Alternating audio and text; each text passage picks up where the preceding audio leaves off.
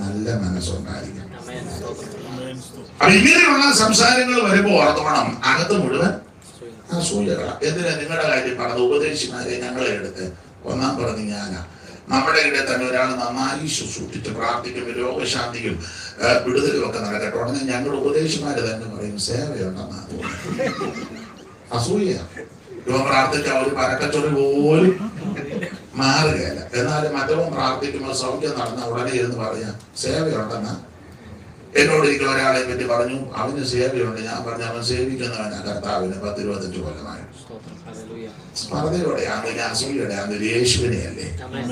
അങ്ങനെ പ്രതിഫലമൊക്കെ അവിടെ ചെല്ലുന്നത് പുള്ളി കൊടുത്തോളൂ, നമ്മുടെ കയ്യിലായിട്ട് ആദ്യം ഈ ഏൽപ്പിച്ച കാര്യം ചെയ്ത് ചങ്ങിച്ചല്ലേ. അപ്പൊ ഈ അസൂയ ധാരാളമുണ്ട്, ധാരാളം.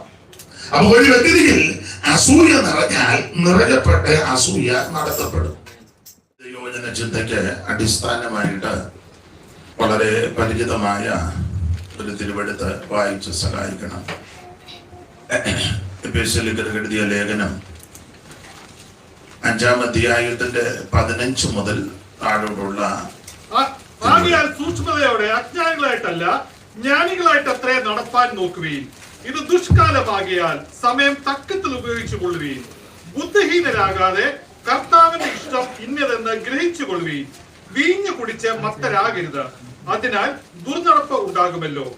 ആത്മാവ് നിറഞ്ഞവരായി സങ്കീർത്തനങ്ങളാലും സ്തുതികളാലും ആത്മിക ഗീതങ്ങളാലും തമ്മിൽ സംസാരിച്ചും നിങ്ങളുടെ ഹൃദയത്തിൽ കർത്താവിന് പാടിയും കീർത്തനം ചെയ്തും നമ്മുടെ കർത്താവായ യേശുക്രിസ്തുവിന്റെ നാമത്തിൽ ദൈവവും പിതാവുമായവന് എല്ലായ്പ്പോഴും എല്ലാറ്റിനും വേണ്ടിയും സ്തോത്രം ചെയ്തുകൊള്ളുകയും ക്രിസ്തുവിന്റെ ഭയത്തിൽ അന്യോന്യം കീഴ്പ്പെട്ടിരിക്കും.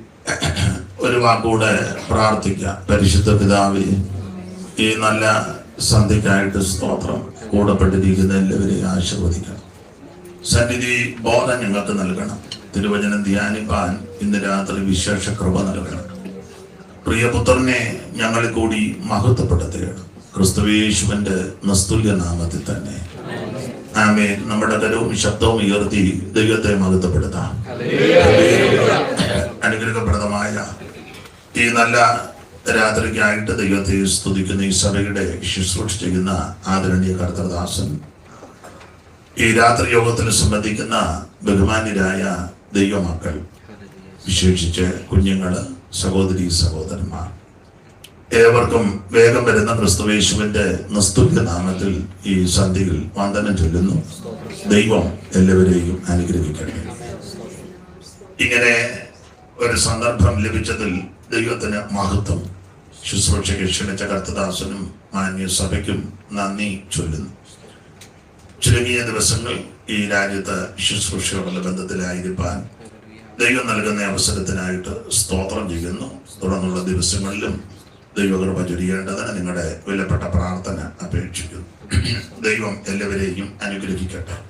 അവിടുന്ന് അനുവദിച്ചാൽ അടുത്ത 12-ാം തീയതി നാട്ടിലേക്ക് തിരിച്ചു പോകുന്നു.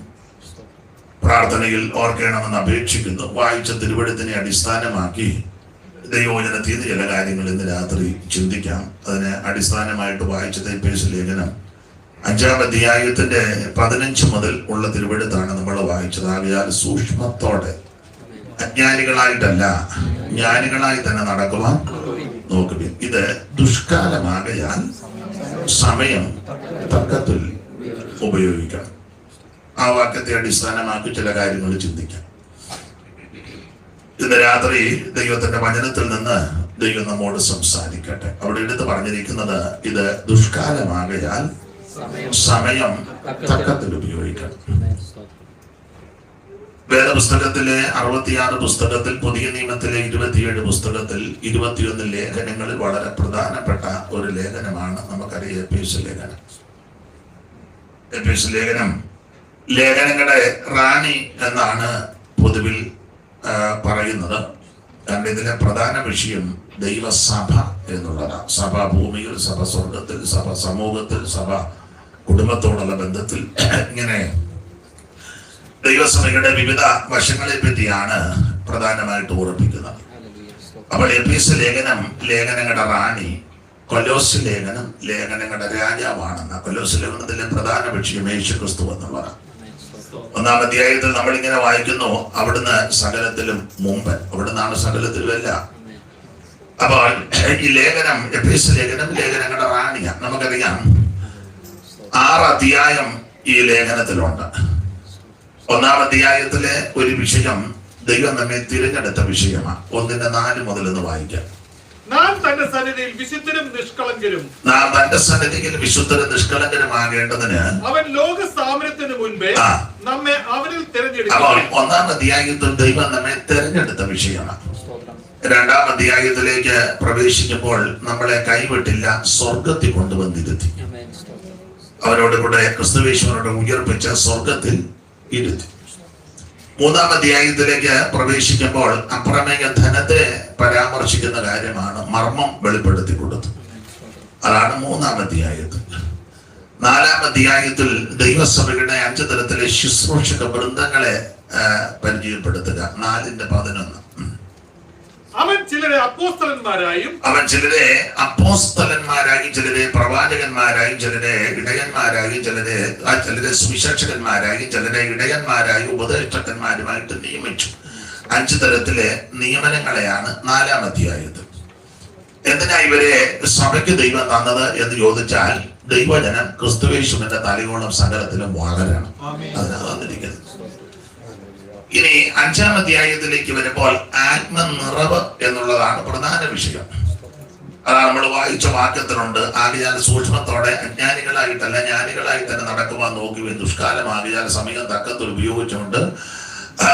ഉപയോഗിച്ചു കൊള്ളുവീൻ. ബുദ്ധിഹീനരാകാതെ കർത്താവിന്റെ ഇഷ്ടമെന്ന് ഗ്രഹിച്ചു കൊള്ളുവീൻ. വീഞ്ഞു കുടിച്ച് മത്തരാകരുത്, അതിനാൽ ദുർനടപ്പുണ്ടാകുമല്ലോ. ആത്മാവ് നിറഞ്ഞവരായി. അപ്പൊ ആത്മനിറവ്, അതാണ് 5-ാം അധ്യായത്തിലെ ഒരു പ്രധാന വിഷയം.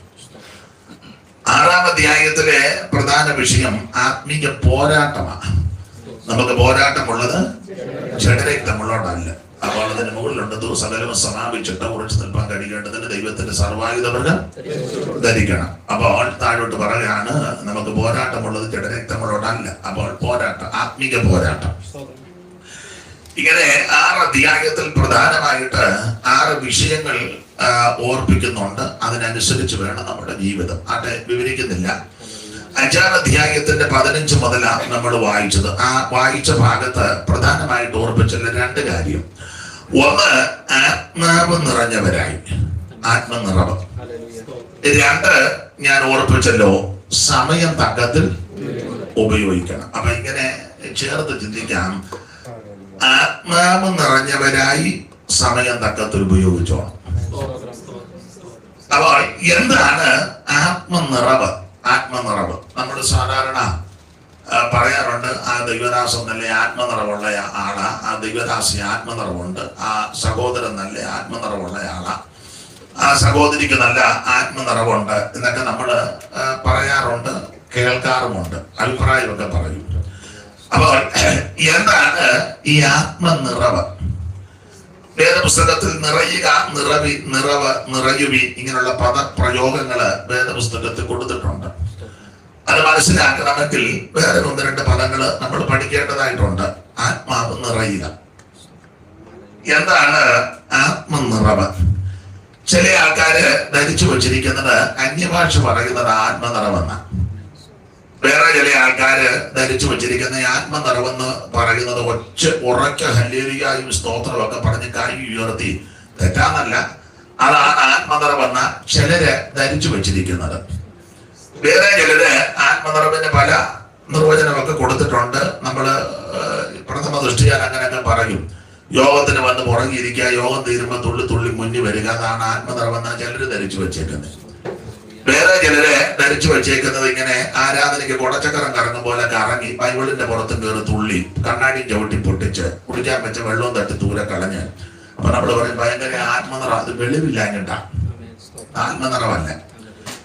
വേറെ ചില ആൾക്കാര് ധരിച്ചു വെച്ചിരിക്കുന്നത് നേരെ നിൽക്കുന്ന സഹോദരി പൊത്തുനിന്ന് താഴെ വീടുന്നതാണ്. അത് ആത്മനിറമാന്ന് പഠിപ്പിക്കുന്ന ആൾക്കാരുമുണ്ട്. അനക്കരുത് അവിടെ കിടന്നുകൊണ്ടെന്ന് പറഞ്ഞിട്ട് പുള്ളിയുടെ വീട്ടിൽ പോയി അവരവിടെ കിടക്കുക. അപ്പൊ ചിലരെ ധരിച്ചു വെച്ചിരിക്കുന്ന അതാണ് ആത്മനിറവെന്ന. വേറെ ചില ആൾക്കാര് ധരിച്ചു വെച്ചിരിക്കുന്നത് ആരോടും മിണ്ടാതെ എന്തോ ചോദിച്ചാലും സ്തോത്രം പറഞ്ഞ് നടക്കുന്നത് ആത്മനിറവാണ് ചിലരുടെ ധാരണ. വേറെ ചില ആൾക്കാർ ധരിച്ചു വരിക്കുന്ന ഒരു സഭയിലാ കൂടുന്നത്, കൈ കൊടുക്കുകയല്ല മിണ്ടുകയല്ല സഹകരിക്കത്തില്ല. അത് ആത്മനിറവാങ്ങാൻ ചിലരുടെ ധാരണ. അപ്പം ഇതൊന്നുമല്ലല്ലോ ആത്മനിറവ്. അപ്പൊ അത് എന്നാൽ ആത്മനിറവുള്ളവരിൽ ഇങ്ങനെയുള്ള ചില ലക്ഷണങ്ങൾ കണ്ടെന്നും വരാം. ഏതാ? ഉറക്ക ഹല്ലേലൂയ പറയും, അന്യഭാഷ പറയും, നൃത്തം ചെയ്യും, ആമേൻ സ്തോത്രം ചെയ്യും, ഹല്ലേലൂയ പറയും. അത് തെറ്റാണെന്നല്ല, അത് മാത്രമല്ല ആത്മനിറവ്. അപ്പൊ അത് മനസ്സിലാക്കാൻ ഇങ്ങനെ ഒന്ന് രണ്ട് പ്രയോഗം പറയാം. നമ്മൾ ചോദിക്കുക എന്താണ് ഉറക്കം? ഉറക്കം എന്നാൽ എന്ത്? പേരെന്തുവാ? മെൽവിൻ. ഏജും പേജും സ്റ്റേജും ഒന്നും ചോദിക്കരുത് നന്നായി. എന്നാലും ഒരു 30 വയസ്സുണ്ടോ? ഉണ്ട്. അത്ര പറഞ്ഞാൽ മതി, മേലോട്ട് ഞാൻ പോകണ്ട. കാരണം കൂടുതൽ പറഞ്ഞൊരു ആരോഗ്യം ഉണ്ടാക്കുന്നത്. അപ്പൊ ഞാൻ 30 അങ്ങ് എടുക്കുക.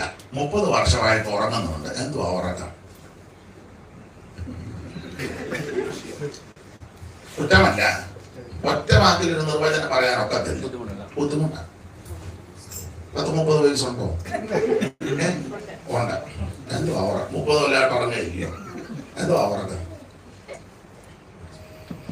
അപ്പോൾ പെട്ടെന്ന് അതിനൊരു നിർവചനം ഒറ്റ വാക്കിൽ പറയാൻ ഒക്കത്തില്ല, ആർക്കും ഒക്കത്തില്ല. പണ്ട് ഒരമ്മയോട് ചോദിച്ചു, അമ്മേ ഉറക്കം വന്നാൽ എന്താ? അമ്മ പറഞ്ഞു, കണ്ണു അടച്ചു കിടക്കുന്നതാ ഉറക്കം വന്നത്. അല്ല, ഉറക്കമില്ലാത്തവർ ചുമ്മാ കണ്ണടച്ച് കിടക്കുകയല്ലേ. കണ്ണടച്ച് കിടക്കുന്നതല്ലല്ലോ ഉറക്കം. എന്നാൽ ഉറക്കത്തിൽ കണ്ണടക്കിയിട്ട്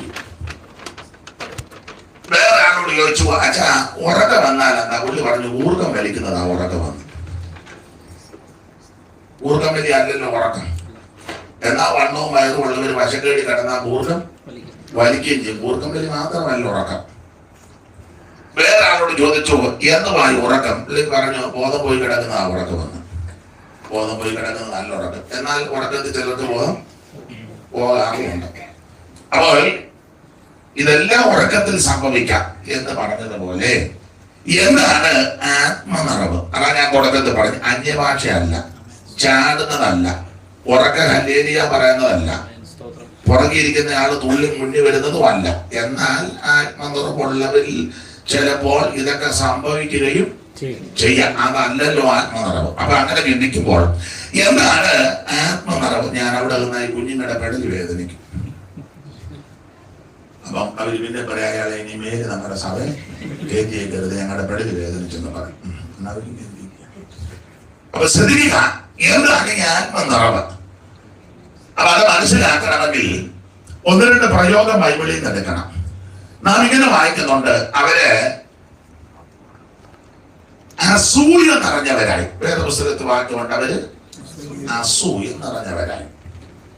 വേറൊരു ഭാഗത്ത് വായിക്കുന്നവര് കോപം നിറഞ്ഞവരായി. വേറൊരു ഭാഗത്ത് വായിക്കുന്നവര് ഭയം നിറഞ്ഞവരായി. വേറൊരു ഭാഗത്ത് വായിക്കുന്നു ഭ്രാന്ത് നിറഞ്ഞവരായി. അപ്പൊ കോപം നിറയുക, അസൂയ നിറയുക, ഭയം നിറയുക, ഭ്രാന്ത് നിറയുക. ഇവിടെ വായിക്കുന്നു ആത്മാവ് നിറയുക. അപ്പൊ അത് ചേർത്ത് പഠിക്കുമ്പോൾ ഒരു വ്യക്തിയിൽ കോപം നിറഞ്ഞാൽ ആ നിറയപ്പെട്ട വ്യക്തി കോപത്താൽ നടത്തപ്പെടും. ഒരു ചെറിയ ഉദാഹരണം, ഭാര്യയും ഭർത്താവും കൂടെ രാവിലെ ബെഡ്റൂമിൽ വെച്ചൊരു അഭിപ്രായ വ്യത്യാസം വന്നു. ഭർത്താവ് ഇപ്പൊ ശുദ്ധിക്കാരനാ, അദ്ദേഹം ഷൗട്ട് ചെയ്ത് മിണ്ടിപ്പോകരുതെന്ന് രൂക്ഷമാണ്. ഭാര്യ പേടിച്ചു. എല്ലാ ഭാര്യമാരും ഒന്നും പേടിക്കല്ല, തിരിച്ചാമിക്കെടുത്ത് നടക്കുന്നത്. നിങ്ങൾ എന്നെ ഇങ്ങനെ നോക്കി പേടിപ്പിക്കുമൊന്നും വേണ്ട. എന്നോട് എത്രയോ പറഞ്ഞു, അവളെ പിടിക്കുന്നു. എന്നോട് എത്രയോ പറഞ്ഞിട്ടുണ്ട്. നിങ്ങൾ ഈ സത്യം പറയുന്ന ആർക്കും ഇഷ്ടമല്ല. പിന്നെ നിങ്ങൾ കണ്ണടച്ചിട്ടാക്കുക എന്ന് എനിക്കറിയാം. എങ്കിൽ ഞാൻ എന്റെ പരമാർത്ഥം പറയും. എന്നോട് എന്താ പറഞ്ഞു? അപ്പം ഒരു അഭിപ്രായ വ്യത്യാസം വന്നെന്ന് കരുതുക. അപ്പോൾ ഞാൻ എന്നെ നല്ല വശം പറയുക. അപ്പോൾ ഭർത്താവ് ഷൗക്കിൽ മേലെ വേണ്ടിപ്പോൾ ശോഭിച്ചു. അപ്പം നല്ല വിനയമുള്ള, പക്വതയുള്ള, പരിജ്ഞാനമുള്ള, ദൈവഭയമുള്ള, ഭർത്താവിന് കീഴ്പ്പെടുന്ന, എന്നൊരു ഭാഷയും കൂടെ കടത്തി പറയാം, ഈ കുടുംബമാകിമയുള്ള സ്ത്രീകൾ, അതായിരിക്കും കുറച്ചുകൂടെ നല്ലത്. അവര് വിധേയപ്പെട്ട് ജീവിക്കുന്നു. അപ്പൊ ആ സ്ത്രീയെ പെട്ടെന്ന് ബെഡ്റൂമിൽ നിന്ന് പോയി അല്പം കഴിഞ്ഞ ഭാഗത്ത് എന്ന് കട്ടൻ ഇട്ടുകൊണ്ട് പുള്ളിക്ക് കൊടുക്കുക. അങ്ങനെ ആവുമല്ലോ, അല്ലാതെ ഒരഭിപ്രായ വ്യത്യാസം വന്നാൽ ഇന്ന് ഞാൻ കോപ്പി കുടിപ്പിക്കാം കുടിച്ചതാ എന്നല്ലല്ലോ. അങ്ങനെ നിങ്ങൾ പറ, എനിക്ക് ഡൗട്ട് അടിക്കുന്നു. അപ്പോൾ നല്ല സ്ത്രീകള്, മാന്യ സ്ത്രീകളുണ്ട്, അന്തസ്സുള്ള സ്ത്രീകളുണ്ട്, നല്ല ആഠ്യത്വമുള്ളവരുണ്ട്, ധാരാളം പേരുണ്ട്. ആ സ്ത്രീ അകത്ത് എന്ന് ഭർത്താവിന്റെ ഇഷ്ടമനുസരിച്ച് കട്ടൻ ഇട്ടുകൊണ്ട് കൊടുക്കും. അഭിപ്രായ വ്യത്യാസം വന്നെങ്കിലും കൊണ്ട് കൊടുക്കുമ്പം നിങ്ങൾ വിളിക്കുന്ന രീതി ഞാനങ്ങ് പറയാം. എല്ലാവരും അങ്ങനെ ആണോ വിളിക്കുന്ന? അച്ഛാ ചെല്ലു പേരൊക്കെ വിളിക്കുന്നുണ്ട്, ബാബു ഇങ്ങോട്ട് വരാൻ. ഞാൻ പറഞ്ഞു ഭർത്താവിന്റെ പേര് ബാബു എന്നാ. അകത്ത് ഇങ്ങോട്ട് ബാബുവേ ഇങ്ങോട്ടെന്ന് പറഞ്ഞു. ഞാൻ വെളിയിലോട്ട് നമ്മുടെ പണിക്കാർ വല്ലോ. അപ്പം അടുത്തിരുന്ന ഭാഷ പറഞ്ഞു അച്ഛനെ വിളിച്ചതാന്ന് പറഞ്ഞു. പുള്ളിയുടെ പേരാ ബാബു. തീർത്ത് വിളിച്ചാ അകത്തോട്ട് പോയത്. ബാബുവേ ഇങ്ങോട്ടെന്ന് വന്നേക്കും. ഞാൻ ഇച്ചിരി കഴിഞ്ഞപ്പം പുള്ളിയോട് പറഞ്ഞു ഞാൻ പോവാ. അവൻ കാപ്പി ഇടുന്നു. ഞാൻ പിന്നെ അതുകൂടെ കുടിച്ചപ്പോൾ അതൊക്കെ അങ്ങ് വന്നാൽ മതി, ഞാൻ അവിടെ കാണുമെന്ന് പറഞ്ഞു. അതിനെ ഞാൻ പറഞ്ഞ പച്ചമരത്തോട് ഇങ്ങനെയാണ് പുള്ളിയെ തീർത്താ പറഞ്ഞ ബാബു നമ്മളെ വെച്ച് പോയി. ഞാൻ പറഞ്ഞു ഒരു ഗ്ലാസ് കാപ്പിയുടെ കുഴപ്പമല്ലേ ഉള്ളൂ, അതുകൂടെ കുടിച്ചപ്പോൾ അതൊക്കെ വന്നാൽ മതി, ഞാൻ വേറെ കുടിച്ചോളാൻ പറഞ്ഞു. അങ്ങനെ തീർത്ത് പറയുന്ന സ്ത്രീകളുണ്ട്. എന്നാൽ മാന്യ സ്ത്രീകള് വിളിക്കുന്ന ശൈലി അച്ഛാ കാപ്പി. അപ്പൊ പുള്ളി പറയും എന്നോട് ഞാൻ രാവിലെ പറഞ്ഞു. ഏതാ നിറയപ്പെട്ട കോപത്താൽ പുള്ളി ഇങ്ങനെ നിൽക്കുക. ഉടനെ ആ മാന്യ സ്ത്രീയെ പയ്യെ പിന്നാട്ടെന്നോർത്ത് പോയി. രാവിലത്തെ നാട്ടിലെ രീതി വെച്ചാ ഞാൻ പറഞ്ഞത്. രാവിലെ ബ്രേക്ക്ഫാസ്റ്റ് ഉണ്ടാക്കി, പുള്ളിക്ക് ഇഷ്ടമായ അപ്പവും കറി അത് ഉണ്ടാക്കി. 8 മണിയായപ്പോ ചെന്ന് പറഞ്ഞ അച്ഛാ അപ്പവും എന്നോട് ഞാൻ രാവിലെ പറഞ്ഞു. പുള്ളി ആ നിറയപ്പെട്ട കോപത്താൽ ഇങ്ങനെ നിൽക്കുക.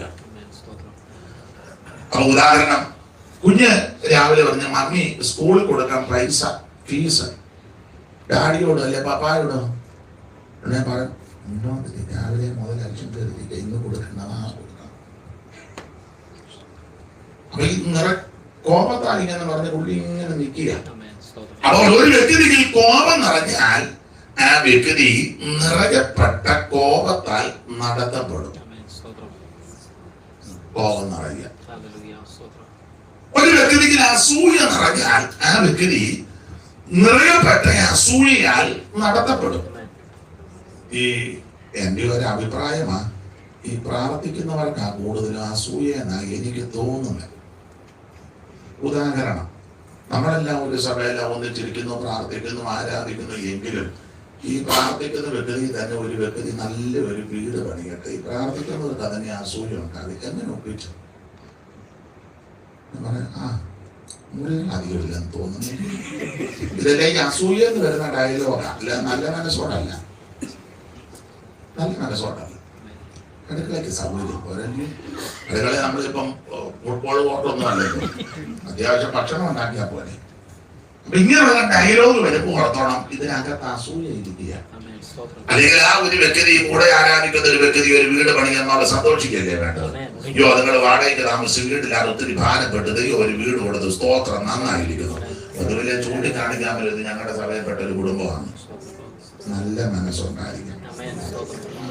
അപ്പൊ ഇങ്ങനെയുള്ള സംസാരങ്ങൾ വരുമ്പോൾ ഓർത്തോണം അകത്ത് മുഴുവൻ അസൂയകളാണ്. എന്തിനാ നിങ്ങളുടെ കാര്യം പറഞ്ഞത്? ഉപദേശിമാരെ ഞങ്ങളെ എടുത്ത് ഒന്നാം പറഞ്ഞ് ഞാനാ. നമ്മുടെ ഇവിടെ തന്നെ ഒരാൾ നന്നായി ശുശ്രൂഷിച്ച് പ്രാർത്ഥിക്കും, രോഗശാന്തിയും വിടുതലും ഒക്കെ നടക്കട്ടെ. ഉടനെ ഞങ്ങൾ ഉപദേശിമാര് തന്നെ പറയും സേവയുണ്ടെന്നാ തോന്നുന്നത്. അസൂയ. പ്രാർത്ഥിച്ച ഒരു പരക്കച്ചൊറി പോലും മാറുകയല്ല. എന്നാലും മറ്റവൻ പ്രാർത്ഥിക്കുമ്പോൾ സൗഖ്യം നടന്ന ഉടനെ ഇരുന്ന് പറയാം സേവയുണ്ടെന്നാ. എന്നോട് എനിക്ക് ഒരാളെ പറ്റി പറഞ്ഞു അവന് സേവയുണ്ട്. ഞാൻ പറഞ്ഞു അവൻ സേവിക്കുന്നവനാ കർത്താവിന് 10-25 കൊല്ലമായി. സ്പർദ്ധയോടെയാണ്, അസൂയയോടെയാണ്, യേശുവിനെയല്ലേ. ദൈവത്തെ പ്രതിഫലമൊക്കെ അവിടെ ചെല്ലുന്നത് പുള്ളി കൊടുത്തോളൂ, നമ്മുടെ കയ്യിലായിട്ട് ഇരിക്കുന്നത്. ആദ്യം ഈ ഏൽപ്പിച്ച കാര്യം ചെയ്ത് ചങ്ങിച്ചല്ലേ. അപ്പൊ ഈ അസൂയ ധാരാളമുണ്ട്, ധാരാളം. അപ്പൊ ഒരു വ്യക്തിയിൽ അസൂയ നിറഞ്ഞാൽ നിറയപ്പെട്ട അസൂയ നടത്തപ്പെടും. കോപം നിറഞ്ഞാൽ നിറയപ്പെട്ട കോപത്താൽ നടത്തപ്പെടും. ഭ്രാന്തും ഭയവും ഒക്കെ അങ്ങനെയാ. അങ്ങനെയെങ്കിൽ ഒരു വ്യക്തി ആത്മാവിൽ നിറയുക, ആത്മനിറവെന്ന് പറഞ്ഞാൽ നിറയപ്പെട്ട ആത്മാവിനാൽ നടത്തപ്പെടുക. എപ്പോഴും ഞാൻ ഓർപ്പിക്കാറുണ്ട്, ഒരു വ്യക്തിക്ക് ആത്മനിറമുണ്ടെന്ന് എങ്ങനെ അറിയുന്നേ?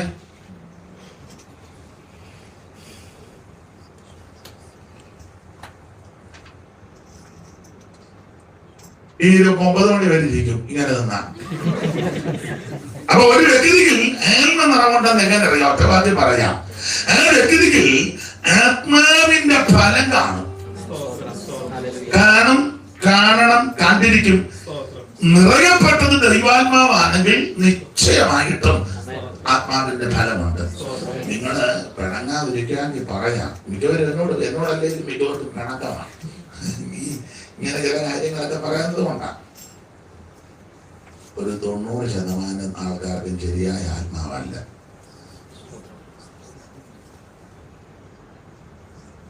അതാണ് ഞാൻ പറഞ്ഞത്. ഞാൻ പറയാം അല്ല, കാരണം പറയാം.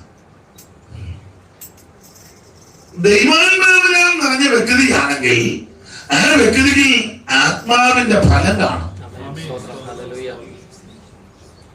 ഇത് പലർക്കും ആത്മനിറമുണ്ടെന്ന് അവകാശപ്പെടുകയും അഭിപ്രായം പറയുകയൊക്കെ ചെയ്യുന്നെങ്കിലും ഈ നിറകപ്പെട്ടിങ്ങനെ നിൽക്കുന്ന പലരിലും ദൈവാത്മാവിന്റെ ഫലമില്ല. വരം കാണുന്നുണ്ട്, ഫലമില്ല. നിങ്ങൾക്കറിയാമല്ലോ ആത്മാവിന്റെ ഫലം 5:22 സ്നേഹം, സന്തോഷം, സമാധാനം, ദീർഘക്ഷമ, ദയ, പരോപകാരം, വിശ്വസ്തത, സൗമ്യത, ഇന്ദ്രിയജയം. 9 കാര്യം അവിടെ പറഞ്ഞിട്ടുണ്ട്. ഇന്ന് ദൈവാത്മ നിറമുണ്ടെന്ന് അവകാശപ്പെടുന്ന ഈ പ്രകസനവും പ്രകടനവും ഒക്കെ കാണിക്കുന്ന പലർക്കും ദൈവാത്മാവല്ല. കാരണം ആത്മാവിന്റെ ഫലം കാണുന്നില്ല. 9 കാര്യം അവിടെ. അത് ആദ്യത്തെ ഏതാ? സ്നേഹം. ഈ മറുഭാഷ പറഞ്ഞുകൊണ്ടിരിക്കുമ്പോൾ തന്നെ അടുത്തിരിക്കുന്ന പുള്ളിക്ക് കൈ കൊടുക്കുന്നില്ല. അപ്പൊ ഇതെന്തോ ആത്മാവാ.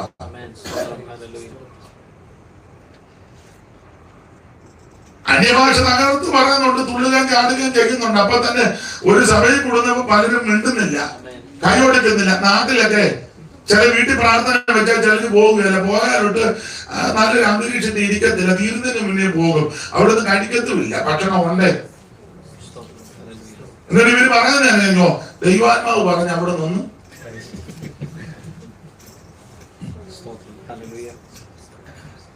ഇതിനെ വിശ്വാസികളുടെ കാര്യം പറഞ്ഞ് നേതൃത്വം തന്നെ എടുത്തേ. ഒരു സഭയിലാ കൂടുന്നത്, ഒരു സംഘടനയിലാ, പാനല, ഗ്രൂപ്പിസമാ. അങ്ങോട്ടും ഇങ്ങോട്ടും കേസ് കൊടുത്ത് കോടതി കയറി ചെളി വാരി ഇറങ്ങി ആക്ഷേപിച്ച് അനാവശ്യം പറഞ്ഞ് ഇപ്പോഴും കേസാ പലർക്കും. അങ്ങോട്ടും ഇങ്ങോട്ടും മിണ്ടുകയല്ല, കൈയും കൊടുക്കുകയല്ല. പക്ഷെ കേരള കൺവെൻഷൻ വരുമ്പോഴാണ് ഇപ്പോ ഒക്കെ കണ്ട ഇങ്ങനെ വൈബ്രേഷനിൽ പറയും ഹോ ചുമ്മാതായതല്ല. അന്തരീക്ഷവും പോയി. അത് ഞാനതായി സത്യം പറഞ്ഞ ആർക്കും ഇഷ്ടമല്ല. അത് പറയാതിരിക്കാൻ പറ്റും. അയ്യോ, പലരിലും ദൈവാത്മാവല്ല വ്യാപരിക്കുന്നേ. ദൈവത്തിന്റെ ആത്മാവ് ഒരു വ്യക്തിയിൽ വന്നാൽ ആത്മാവിന്റെ ഫലം കാണും. ആത്മാവിന്റെ ഫലമാ സ്നേഹം. സ്നേഹത്തെ പറ്റി അതല്ലേ എന്നും വേണം പറയാനുണ്ട്. ചീർക്കുന്നില്ല, സ്പർദ്ധിക്കുന്നില്ല, നെഗളിക്കുന്നില്ല. അതൊക്കെ നല്ല കാര്യം. വേറെ 1-2 കാര്യമുണ്ട്. അതും നല്ലതാ. പിന്നെ അതാരാ പറഞ്ഞേ? എല്ലാം ക്ഷമിക്കുന്നു. അതുണ്ടെങ്കിൽ പറഞ്ഞാൽ മതി. സ്പർദ്ധിക്കുന്ന കാര്യം അവിടെ നിൽക്കട്ടെ, നിഗളിക്കുന്നത് അവിടെ നിൽക്കട്ടെ. എല്ലാം ഈ അന്യഭാഷ പറയുന്ന പല ആൾക്കാരുടെ വെച്ചാൽ ഞാൻ എല്ലാം ക്ഷമിക്കും, പക്ഷെ മറ്റേ കാര്യം മാത്രം. അപ്പൊ ഇതെന്തോ ആത്മാവന്ന് നിങ്ങൾ തന്നെ ചോദന ചെയ്താൽ മതി. എന്നെ ഇങ്ങനെ തുറച്ചു നോക്കുവൊന്നും വേണ്ട. ഞാനിതിനകത്തെ കാര്യമല്ലോ, ഇതിനകത്തെ കാര്യം പറഞ്ഞത് ഇതിനകത്തെ ഞാൻ പറയണ്ടേ. ക്ഷമിക്കാൻ പറ്റുന്നില്ലെങ്കിൽ, പൊറുക്കാൻ പറ്റുന്നില്ലെങ്കിൽ അത് പ്രതാപിച്ചത് ദൈവാത്മാവല്ല. അതാ ഞാൻ തൊടുകയ്ക്ക് പറഞ്ഞ പലരിലും വ്യാപരിക്കുന്ന ദൈവാത്മാവല്ല. ദൈവാത്മാവില്ലെങ്കിലും ഭൂതങ്ങളെയൊക്കെ പുറത്താക്കാം. ചോറ്റാനിക്കൽ ക്ഷേത്രത്തിൽ ബാധ ഒഴിപ്പിക്കുന്നുണ്ട്. നമ്മുടെ അവിടെ വല്ലപ്പോഴും ഒരു ഭൂതം അവിടെ ഇല്ല. അവിടെ അങ്ങ് ഉണ്ടെന്നില്ല.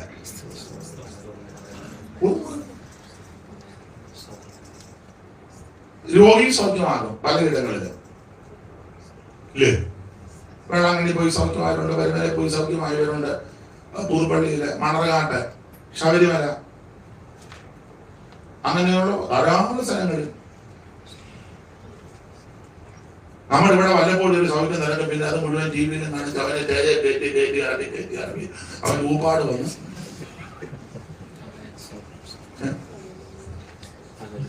വല്ലപ്പോഴും ഇറങ്ങണം. നിങ്ങൾക്ക് ഞാൻ പ്രസംഗിക്കുന്ന ഇഷ്ടമല്ല, ഞാൻ പറയാത്തത് വെറുതെ നമ്മുടെ ഞാൻ എന്നെയും കൂടെ പ്രതിയാക്കിയാ പറയുന്നത്. ഭൂതം കറങ്ങുന്നതല്ല വിഷയം, രോഗശാന്തി പരപ്രാപ്തൻ എന്ന് പേര് കിട്ടുന്നതല്ല വിഷയം. ക്ഷമിക്കാൻ മനസ്സുണ്ടോ? ക്ഷമിക്കാൻ തെറ്റവരുടെ ഭാഗത്തായിരിക്കും, നമ്മളത് ക്ഷമിക്കണം. അതിലെ കർത്താവ് നമുക്ക് മാതൃക. ക്രൂശി കിടക്കുമ്പോൾ പറഞ്ഞ കർത്താവ് ദൈവത്തോട് നിക്ഷേപിക്കണേ.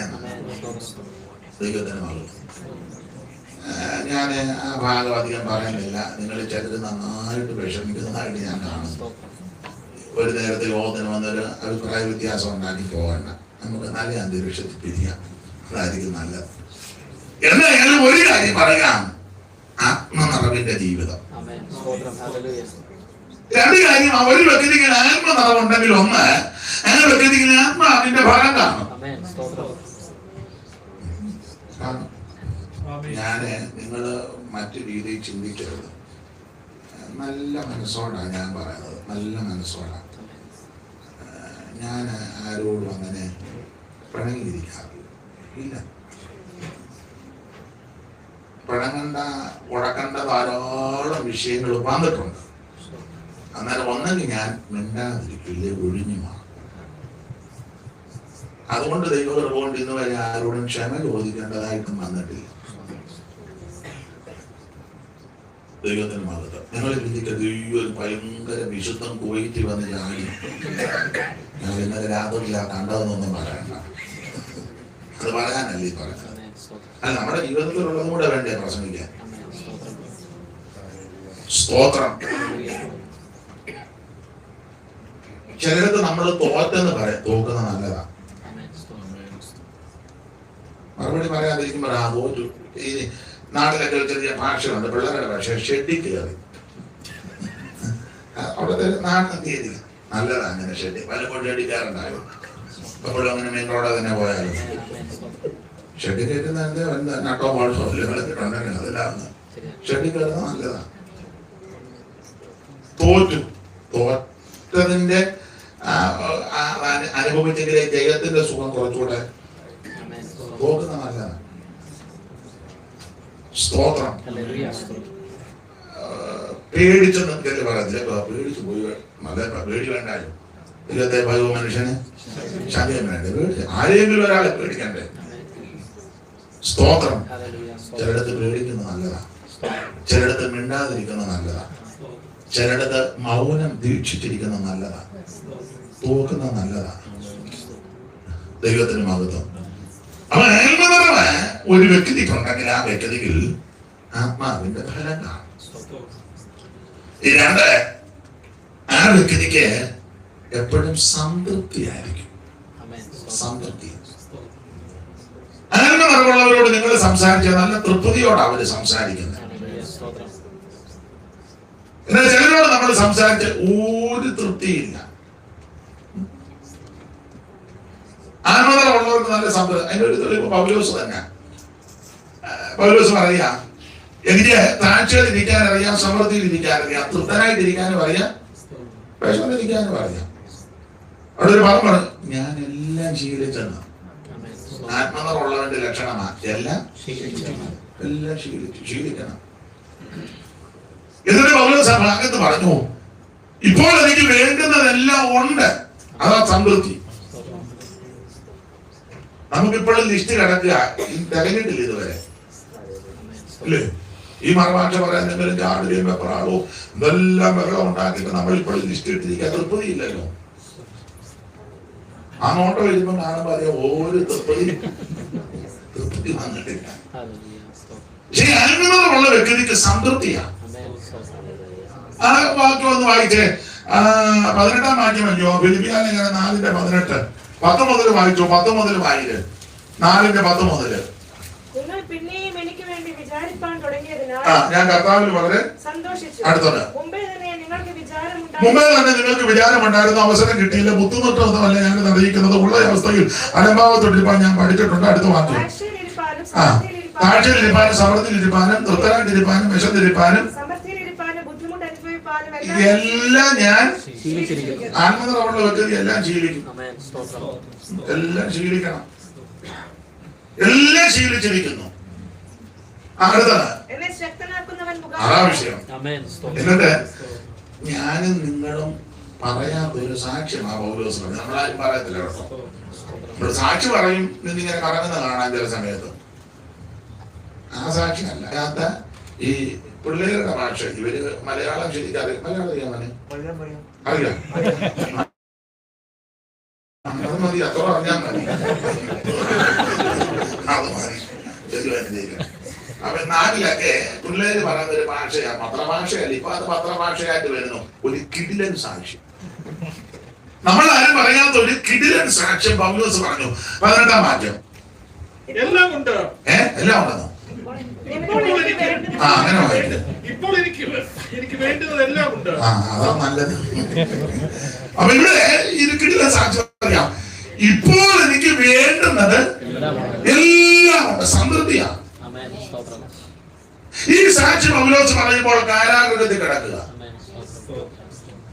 ജയിലിൽ കിടന്നോണ്ട്. ജയിലിൽ കിടന്നോണ്ട് അങ്ങനെ പറയാൻ പറ്റുമോ നമുക്ക്? ജയിലിൽ കിടക്കണ്ട, ജയിലിൽ എഴുതിയാൽ മതിയല്ലോ, പേപ്പറിൽ എഴുതിയില്ല ജയില്. ഇപ്പോൾ എനിക്ക് വേണ്ടുന്നതെല്ലാം ഉണ്ട്. ഇത് പറയുമ്പോൾ ആരും കൂടെ തനിക്കുള്ളത് ഒരു പുറപ്പ് ചാമരീത പുസ്തകം അത് കയ്യിലില്ല. പ്രവാസി കർപ്പോസിന്റെ വീട്ടിൽ വെച്ചു വന്നിരിക്കുക. നീ വരുമ്പോ കൊണ്ടുവരണം. ഇവിടെ ശീതകാലം തുടങ്ങി. പുറപ്പും പുസ്തകങ്ങളും ചാമ്പലിക്കുന്നു. ഞാൻ എന്നെ പ്രതിയാക്കി, വേറെ ആരെ ഉദ്ദേശിച്ചല്ല കേട്ടോ. ഞാൻ എന്നെ പ്രതിയാക്കി പറയാതിരിക്കാൻ ബാക്കി, അതുകൊണ്ട് പറയില്ല. പറയാൻ പോലും പ്രാഗല്യം നമുക്കില്ല. പൗലോസിനെ പറ്റിയൊക്കെ പഠിക്കുന്നത് ഈ കപ്പലുടെ വസ്ത്രന്റെ മകനായിരുന്നെന്ന് കപ്പലും ഒക്കെ ഉണ്ടായിരുന്ന അത്ര സാമ്പത്തിക ഭദ്രതയാ കപ്പല്. ശുശ്രൂഷയ്ക്ക് ഞാൻ ആരംഭം കുറിക്കുമ്പം കപ്പലേലാ തുടങ്ങിയത്. നിങ്ങൾക്കറിയാം, ശുശ്രൂഷ അവസാനിച്ചപ്പോ പുതപ്പേല.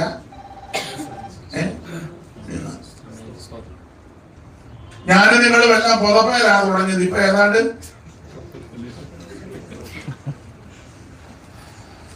എന്നിട്ട് നമുക്ക് തൃപ്തിയില്ലല്ലോ.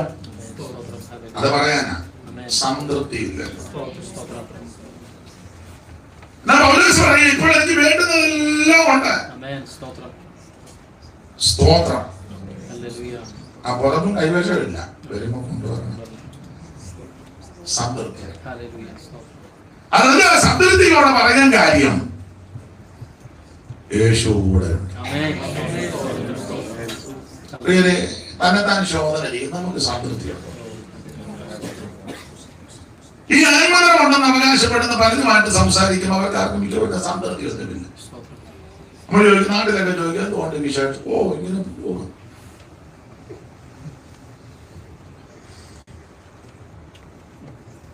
എന്നാലും എന്തുകൊണ്ട് വിശേഷം? ഓ, ഞങ്ങൾക്ക് എന്നാ വിശേഷം? നിങ്ങൾക്കൊക്കെ വിശേഷം? ഞങ്ങളിങ്ങനെ ആമ്പലും വെള്ളവും പോലെ ഭൂമിയും. ചിലപ്പോ ഓർക്കും, എന്തിനാ ജീവിക്കുന്നത്? ആത്മനിറമുള്ള പുള്ളിക്കാരായി പറയുന്നത്. സിസ്റ്റർ ചിലപ്പോ ഓർക്കും, എന്തിനാ ഇങ്ങനെ? നാളെ രണ്ടുപേര് തമ്മിൽ വർത്താനം പറഞ്ഞു. ഓ, ഞാൻ കന്ന് പണിയും പോലെ പണി, ആർക്കും എന്നോടൊരു. ചിലപ്പോ അങ്ങ് ഓർക്കും, ട്രെയിൻ പോകുമ്പോ ഓർക്കും, ചിലപ്പോ അങ്ങോട്ടങ്ങ് അതിനടുത്താ വീട്. അതുകൊണ്ടാണ് പറയുന്നത്. സംതൃപ്തി ഇല്ല, സംതൃപ്തി. എന്നാൽ പൗലോസിന് നല്ല സംതൃപ്തിയാ. അതുകൊണ്ട് പൗലോസ് വേറൊരു ഭാഗത്ത് പറഞ്ഞു, ഒന്നുമില്ലേലും ഞങ്ങളെല്ലാം ഉള്ളവരെ പോലെ.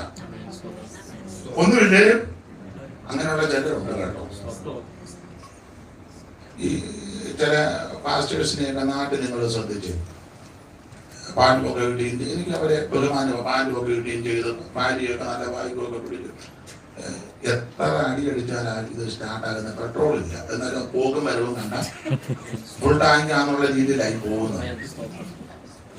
ആർക്കും പിടി കിട്ടുകയല്ല. എനിക്ക് പലരെ അറിയാം. പക്ഷെ അവരുടെ പോക്കും വരവും ഇരിപ്പും ഒക്കെ ഇതിന് ഞങ്ങളുടെ നാട്ടിലെ ഒരു കുടുംബമുണ്ട്, നല്ലൊരു കുടുംബമാണ്. അവര് സഹോദരിമാർ രണ്ടുപേരും ഒക്കെ പാടത്ത് പണിയെടുക്കുന്നവരാ. രാവിലെ പാടത്ത് പോയി പണിയെടുത്ത് ദൈവമക്കളാണ്. ഒരു ചെറിയ വീടാണ്. പക്ഷെ സന്ധ്യ ആകുമ്പോ ആ വീട്ടിലെ കുടുംബ പ്രാർത്ഥന എന്ന് പറഞ്ഞ വലിയ ഭയങ്കര കൺവെൻഷൻ നടക്കുന്നത് പോലെ അനുഭവിക്കാറ്. ഇടയ്ക്ക് ഞാനും പോകും. സന്ധ്യ ആകുമ്പോ രാവിലെ പോയി അച്ചായനും കൊച്ചമ്മയൊക്കെ എല്ലാവരും പാടത്ത് ജോലിക്ക് പോകുന്നവരാ. അവര് പോയി പകൽ അന്തിയോളം പണിയെടുത്ത് അത് കഴിഞ്ഞ് വീട്ടിൽ വന്ന് ഈ വീട്ടുകാര്യമൊക്കെ ചെയ്യണമല്ലോ. കഞ്ഞിയും കൂട്ടാനും വന്നു കഴിഞ്ഞാൽ വെക്കുന്നത്. അത് വെച്ച് അത് കഴിഞ്ഞാൽ തുണി കഴുകാനും കുളിക്കാനും ഒക്കെ ആറ്റി പോകണം. അപ്പൊ ഇത് ധരിച്ച വസ്ത്രവും കഴുകേണ്ടതൊക്കെ എടുത്ത് ആറ്റി പോയി കഴുകി അന്നൊക്കെ ആറ്റിന്നാണ് വെള്ളം കോരി കൊണ്ടുവരുന്നത്. തലയിൽ കുടവും വെള്ളവും തുണിയൊക്കെ വന്ന് എല്ലാം കഴിയുമ്പോൾ ഒരു 8-8:30 9 ആകും രാത്രിയിൽ. അന്നേരം 9 ആകുമ്പോഴാണ് കഞ്ഞിയും കൂട്ടാനും ഒക്കെ വന്ന് കാലമായി വരുന്നത്. ഒരു 9-9:30 കഴിയുമ്പോഴാണ് പാട്ട് പ്രാർത്ഥന. സാഹചര്യം അതാ. പക്ഷെ പാട്ട പ്രാർത്ഥന കേട്ടാ നമ്മള് കാത്തിരിപ്പോ നടക്കുന്ന പ്രതീതിക ദേശം കെടുന്നു. അവരെല്ലാം നന്നായിട്ട് പാട്ടും പാടും. അപ്പൊ ഒരു 9:30 ആ ദേശത്തുള്ളവരെല്ലാം ഇവരുടെ പാട്ട് കേൾക്കാനിരിക്കും. എല്ലാവരും നന്നായിട്ട് പാട്ട് പാടും. ഹൈ പിച്ചിലാ പാടുന്നത്. നമ്മളൊന്നും അവരുടെ വെട്ടത്തിൽ വരികയില്ല.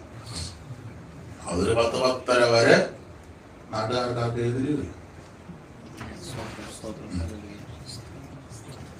അപ്പൊ തന്നെ ഒരു ചെറിയ വീടാ, കറണ്ട് പോലും ഇല്ല. അന്ന് ഇന്നത്തെ മോഡേൺ ഒരു ജീവിതമല്ല. ഗ്യാസ് ഇല്ല. ഏതാ ഗ്യാസ് കാണുമായിരിക്കും നമ്മള് കത്തിക്കുന്ന കാര്യമാണ് പറഞ്ഞത്. ഒന്നുമില്ല. ഫ്രിഡ്ജില്ല. വേറെ എന്തല്ലേ ഈ ചൂടാക്കുന്നേ? ഒന്നുമില്ല. ഫ്രിഡ്ജുമില്ല, ഓവനും ഇല്ല. ഇന്നത്തെ ഈ മോഡേണിസമായിട്ടുള്ള ഒന്നുമില്ല. ആ കൊച്ചമ്മ അടുപ്പേ വെച്ചാണ് കത്തിക്കുന്നത്. പൊതാനൊക്കെ കൂടി 9:10 ആകും ഇതൊക്കെ കാലമായി വരുമ്പോ. പക്ഷെ പ്രാർത്ഥനയ്ക്ക് അങ്ങോട്ട് ഇരുന്ന് കഴിഞ്ഞാൽ ആരാധിച്ചങ്ങോട്ട് ശക്തിപ്പെടുന്ന അന്തരീക്ഷമാണെന്നറിയാം. ചെന്നിരുന്നാൽ മതി, അന്നേരം വിടുതലും ഉണ്ടാകും. ഞാൻ അനുഭവിച്ച ആളാണ്. സ്തോത്രം. ഞാൻ പണം കരുതുന്നത് നമുക്ക് ഈ സാഹചര്യങ്ങളെല്ലാം ഉണ്ടെങ്കിലും നമുക്കൊരു സംതൃപ്തി. ഇപ്പോൾ യോഗം കഴിഞ്ഞ് അങ്ങോട്ട് വിളിച്ച് വീട്ടിലൊക്കെ ചോദിച്ചു വീട്ടിലോട്ടിറക്കുന്നു. ആട്ടെ ഭാഗം ഒന്ന് വിടുക. നിങ്ങൾ ചില പ്രയാസപ്പെടുന്നു, അതുകൊണ്ട് വേണ്ട. ഹൃദയത്തിന് നമുക്ക് നിറവ് ഒരു വ്യക്തിക്ക് നിറവുണ്ടെങ്കിൽ ആ വ്യക്തിയിൽ ഒന്ന് ആത്മാവിന്റെ ഫലം കാണണം.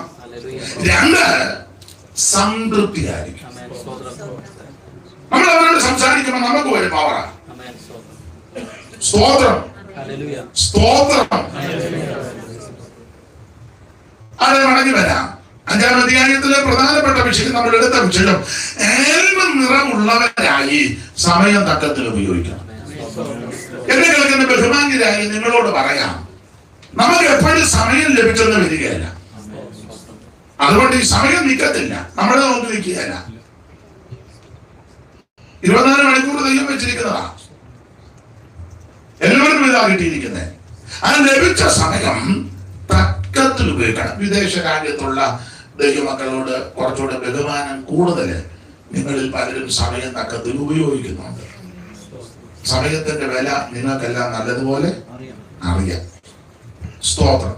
ആ കാര്യത്തിൽ വളരെ അഭിനന്ദിക്കുന്നുണ്ട്.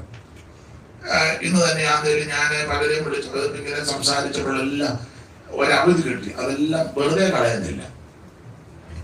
അതെല്ലാം ഒന്നല്ലെങ്കിൽ മറ്റൊരു വിധത്തിൽ ദൈവനാമ മഹത്വത്തിന് വേണ്ടി ചെലവാക്കുക. അത് വളരെ അഭിനന്ദനീയമാണ്. നമ്മുടെ സമയം നാട്ടിലൊക്കെ വെറുതെ ഇരുന്ന് എന്നോട് എത്ര സമയം പോകുന്നില്ല, എങ്ങനെ ഊന്തി തള്ളി. അങ്ങനെയുള്ള ധാരാളം ആൾക്കാരുണ്ട്. ഇവിടെ ജോലിയോടും കൂടെ കർത്താവിന്റെ വേല ചെയ്യുന്ന ദൈവദാസന്മാരുണ്ട്, അഭിനന്ദിക്കുന്നു. അത് നല്ല കാര്യമാണ്. എന്റെ അഭിപ്രായമാണ് കേട്ടോ. ജോലിയോടുകൂടി വേല ചെയ്യുന്നവരുണ്ട്. നാട്ടിലൊക്കെ ഒരു ജോലി ഇല്ലാതെ വേല ചെയ്യുന്നവരെക്കാളും വേല നാട്ടിലെ മിക്ക പാസ്റ്റർമാർക്ക് 3 യോഗമുള്ള ഒരാഴ്ചയിൽ ഒന്ന് സഭായ 3 മണിക്കൂർ അത്യാവശ്യം, പിന്നെ ഒരു കോട്ടയം മീറ്റിംഗ്. അത് പിന്നെ ഒരു കാര്യപ്പെട്ടെല്ലാം വരും മീറ്റിംഗ് അതായതുകൊണ്ട്. പിന്നെ ഒന്ന് ഉപവാസ പ്രാർത്ഥന, ഗ്യാസം വിടാത്തൊരു തള്ളേ തോത്രം പറയാത്തൊരു വലിയ പേരും കാണും. ഒരു തമ്പാനൊക്കെ ചടിക്കും, തീ കത്തിക്കും, തള്ളയൊന്നും കത്താനും അല്ല, ഇനി കത്തിക്കാനും ഒക്കെ ഒന്നുമില്ല. പിന്നെ ഒരു സമാധാനത്തിനിട്ട് അടിക്കുക. പിന്നെ മിക്ക ആൾക്കാരും ഫ്രീയാ. അതുകൊണ്ട് തന്നെ പലരും വണ്ടി കച്ചവടം, വസ്തു കച്ചവടം, റിയൽ എസ്റ്റേറ്റ്, ബ്രോക്കർ പണി, ഇതെല്ലാം ഇഷ്ടംപോലെ സമയമായിട്ടല്ലോ. എന്നാൽ എന്റെ ഭാഷ പറഞ്ഞ ഇപ്പോഴും സമയം തികയാത്തവരുണ്ട്. അതുകൊണ്ട് പ്രിയരെ ഒരു കാര്യം പറയാം, നമുക്ക് ലഭിക്കുന്ന സമയം തക്കത്തിൽ ഉപയോഗിക്കണം. ഞാൻ എന്റെ അഭിപ്രായത്തോട് ചേർത്ത് പറയുക, ആരാധിക്കാൻ അവസരം കിട്ടുമ്പോൾ ദൈവത്തെ ആരാധിച്ചോളൂ. കൈയടിക്കാൻ ആരോഗ്യം ആക്കമുള്ളപ്പോൾ കൈയടിച്ച് ദൈവത്തെ മഹത്വപ്പെടുത്തണം. ശബ്ദമുള്ളപ്പോൾ ശബ്ദം ഉയർത്തി ദൈവത്തെ സ്തുതിക്കണം. ഞാൻ വന്നപ്പോ നോട്ട് ചെയ്തു, തമ്പേർ അടിക്കുകയും ദൈവത്തെ ആരാധിക്കുകയും ചെയ്യുന്നു, അഭിനന്ദിക്കുന്നു. നിങ്ങളെല്ലാവരും ഒന്ന് കൊന്നിട്ട് സ്തോത്രം സ്തോത്രം വാക്യമൊക്കെ വായിച്ചു തരുന്നുണ്ട്, നന്നായിരിക്കുന്നു. എപ്പോഴും ചിലപ്പോ നമുക്ക് അവസരം കിട്ടിയെന്ന് വരികയില്ല. കണ്ണിന് കാഴ്ചയുള്ളപ്പോൾ വേദപുസ്തകം വായിച്ചോണം. കൈകാലുകൾക്ക് ആരോഗ്യമുള്ളപ്പോൾ നടക്കാൻ ആരോഗ്യമുള്ളപ്പോൾ നടന്നു വന്ന് യോഗത്തിന് കൂടി ദൈവത്തെ ആരാധിക്കണം. എഴുന്നേറ്റ് നൃത്തം ചെയ്യാൻ അവസരവും നടത്തിപ്പോണ്ടെങ്കിൽ അടുത്തിരിക്കുന്ന ആരെയും നോക്കരുത്, നൃത്തം ചെയ്ത് ദൈവത്തെ ആരാധിച്ചോണം. Praise the lord, praise the lord. ശബ്ദമുള്ളപ്പോൾ ശബ്ദം ഉയർത്തി ദൈവത്തെ മഹത്വപ്പെടുത്തണം. ദാവീദ് പറഞ്ഞു, ഞാൻ എന്റെ ശബ്ദം ഉയർത്തി എന്റെ ദൈവത്തോട്. കർത്താവിന്റെ വേലയ്ക്ക് കൊടുക്കാൻ സാവകാശം കിട്ടുമ്പോൾ അത് സാഹചര്യം അനുസരിച്ച് കൊടുത്തോണം. ദൈവത്തിന് മഹത്വം. ഒരു ലേഖ കൊടുക്കാൻ സമയം കിട്ടിയാൽ കൊടുത്തോണം. ഒരാളോട് സുവിശേഷം പറയാൻ സാവകാശം ലഭിച്ചാൽ സുവിശേഷം പറയണം. തിയോളജി എല്ലാം ഒന്നും ഇറക്കിയില്ലെങ്കിൽ ഒറ്റ വാക്കി പറയാം, യേശു നിന്നെ രക്ഷിക്കും, യേശു ക്രിസ്തു നിന്നെ രക്ഷിക്കും, യേശു ക്രിസ്തു നിന്നെ വിടുവിക്കും. അതുകൊണ്ട് ബഹുമാന്യരായ നിങ്ങളോട് വീണ്ടും വീണ്ടും ഓർപ്പിക്കട്ടെ, നിങ്ങളെല്ലാവരും കീപ്പ് ചെയ്യുന്നുണ്ടെങ്കിൽ ഒന്നുകൂടെ ഓർപ്പിക്കുക. പറഞ്ഞ വീണ്ടും നിങ്ങളോട് പറഞ്ഞതുപോലെ നമ്മുടെ സമയം ഒന്നും നഷ്ടപ്പെടുത്തി കളയരുത്. പ്രാർത്ഥിക്കാൻ അവസരം കിട്ടുമ്പോൾ പ്രാർത്ഥിക്കണം. ഞാൻ നാട്ടിലൊക്കെ പറഞ്ഞു, ദൈവദാസന്മാർ പറയുക, സമാജത്തിന്റെ പ്രാർത്ഥിക്കാൻ പറഞ്ഞാൽ ഇടിമുടക്കുമ്പോൾ പ്രാർത്ഥിച്ചു. അത് നോക്കുകയൊന്നും ചെയ്യരുത്, പ്രാർത്ഥിക്കണം. പണ്ടന്നെ ഒരു സഭയെ വിളിച്ചു, ശുശ്രൂഷ ഇതുപോലെ ശുശ്രൂഷയ്ക്ക് വിളിച്ചു, പാടുപാടി പ്രാർത്ഥിച്ചു. ഒരു തണുപ്പം മാട്ട പ്രാർത്ഥിച്ചു. ദൈവദാസൻ പറഞ്ഞു, ഈ രാത്രി യോഗത്തിന്റെ അനുഗ്രഹത്തിന് ഒരാൾ പ്രാർത്ഥിക്കാൻ പറഞ്ഞു. ആരും പ്രാർത്ഥിക്കാനില്ല. 10-60 ഇരിപ്പുണ്ട്, ഉമ്മ ഇരിക്കുക, ആരുമില്ല. ഞാനങ്ങ് പ്രാർത്ഥിച്ചു. ഞാൻ തന്നെ പ്രസംഗിക്കേണ്ടത്, പ്രാർത്ഥിക്കല് പിന്നെ ചെയ്യാനാ. ഞാനങ്ങ് പ്രാർത്ഥിച്ചപ്പം പ്രാർത്ഥിച്ചു കഴിഞ്ഞാൽ അവർക്ക് ക്ഷീണം തോന്നി. പിന്നെ മാസ്റ്റർ പറഞ്ഞു, ഒരാൾ കൂടെ പ്രാർത്ഥിക്കാൻ. ആരുമില്ല. ഞാൻ ഒന്നുകൂടെ പ്രാർത്ഥിച്ചു. പിന്നല്ലാതെ ഇവരെല്ലാം വന്ന് ഉമ്മ മണമുഖത്ത് മുണ്ടിയിരിക്കുമ്പോൾ ഇരിക്കുക. അയ്യോ, എപ്പോഴും അവസരം കിട്ടത്തില്ല. ലഭിക്കുന്ന അവസരം നന്നായിട്ട് ഉപയോഗിക്കണം. ആരാധിക്കാൻ അവന് ആരോഗ്യവും ബലവും അവസരമുള്ളപ്പോൾ അവനെ ദീക്ഷിച്ചിരിക്കരുത്, ദൈവത്തെ മഹത്വപ്പെടുത്തണം. നമുക്ക് ലഭിക്കുന്ന സമയം തക്കത്തിൽ ഞാൻ സമയം തക്കത്തിൽ ഉപയോഗിച്ച ധാരാളം കാര്യം വേദപുസ്തകത്തിലുണ്ട്. 1-2 കാര്യം നിശ്ചയിക്കപ്പെട്ട സമയപരിധിയിൽ നിന്ന് പറയാം. ദൈവത്തിന് മഹത്വം. അത് വിശദീകരിക്കുന്നില്ല, നിങ്ങൾക്ക് അറിവുള്ള കാര്യമാണ്. ആണ് 12-1 വായിച്ച് യോഹന്നാന്റെ സുവിശേഷം 12-1 വേഗത്തില്. ലാസർ പാർത്ത ബെഥാനിയിലേക്ക് യേശു അവിടെ അവർ അവനൊരു അത്താഴമൊരുക്കി കർത്താവിന് ശുശ്രൂഷ ചെയ്തുകൊണ്ടിരുന്നു. ലാസറോ അവനോട് കൂടെ പന്തിയിൽ ഇരുന്നവരിൽ ഒരുവനായിരുന്നു.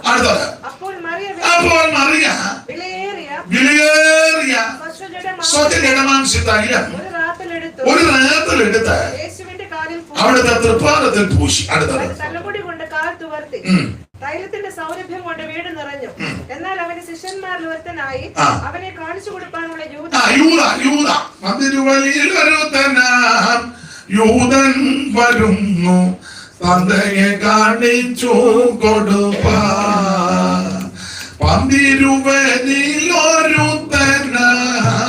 യൂതൻ വരുന്നു തന്തയെ കാണിച്ചു കൊടുപ്പാൻ.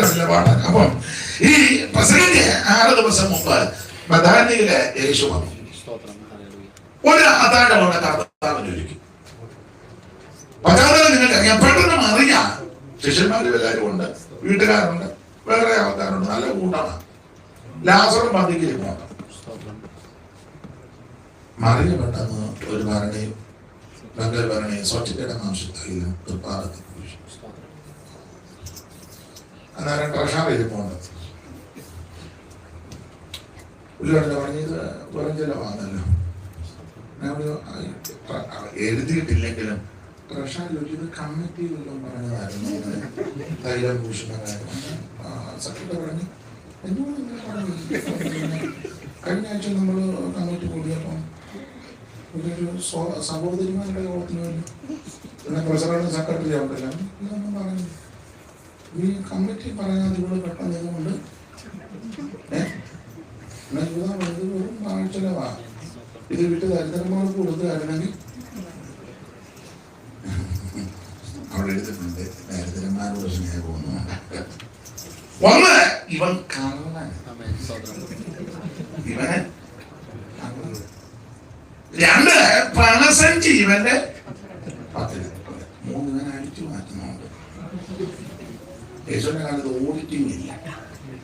നമുക്കല്ലേ ഓഡിറ്റിംഗ് നടത്തിയിട്ട് കൊടുത്തവന്റെ കൊടുക്കാത്തവന്റെ തന്നെ കൊടുത്തവൻ്റെതും കൊടുക്കാത്തവന്റെ എല്ലാം ലിസ്റ്റ് ഇട്ട് വെച്ച സ്തോത്രം കയറി വരുമ്പോ ഇതെല്ലാം മാറ്റി വെച്ച് തങ്കടക്കകത്തോട്ട് കയറി നമ്മള് പറയാ പോരാ പോരാ പോരാ ഇത് കണ്ടേക്ക് വന്ന എന്നെ അല്ലെങ്കിൽ സെക്രട്ടറി മുന്നോട്ട് പറയും വന്ന് പറയും ഈ ആഴ്ച ഈ പ്രാവശ്യം ദശാംശത്തിനകത്തവരുടെ ലിസ്റ്റ് നാണക്കേടാണ്. എടാ കൊടുക്കേണ്ടവൻ കൊടുത്തോളൂ. അവനെ നിർബന്ധിക്കുമെന്നും വേണം. ഒന്ന് ഞാൻ തമാശ ഒന്നും പറഞ്ഞതില്ല. കൊടുക്കുമല്ലോ. കൊടുത്ത് അനുഗ്രഹം പ്രാപിച്ചവനെ കൊടുത്ത് നന്മ പ്രാപിച്ചവനെ നിർബന്ധിക്കുമെന്നും വേണ്ട. അവനെ കൊടുക്കണ്ടെന്ന് പറഞ്ഞാൽ അവൻ കൊടുക്കും. ഇത് മിക്കടത്തൊന്നും നമുക്കൊരു നാണക്കേട കൺവെൻഷൻ ഇന്ന് വീട് വലിച്ചു നിൽക്കുന്നതിനേക്കാൾ അവനെ വീടി മാറ്റിയേച്ചാ അത് കൊണ്ടുവരിക. കുടിച്ച് പൂസായി നിൽക്കുക. അവരുടെ പാസ് പ്രസംഗിച്ചു വഴിയും സത്യവും ജീവനും ഞാനാണ്. അപ്പൊ കുടിയും പറഞ്ഞു മൊത്തം എടുക്കണ്ടേ ഞങ്ങൾ കൂടെ തരാൻ. എടാ വഴിയും സത്യവും ജീവനും എല്ലാം ഇവനിതിനെ പറ്റി അറിയാം. അവനോടത്ത് ഉപദേശിച്ച് തന്നെ ആ വഴിയും സത്യവും അതിനാ പറഞ്ഞ മൊത്തം താൻ എടുക്കണ്ട ഓർമ്മ എനിക്ക് കൂടെ തരാൻ. അപ്പൊ ചുരുക്കി പറഞ്ഞാൽ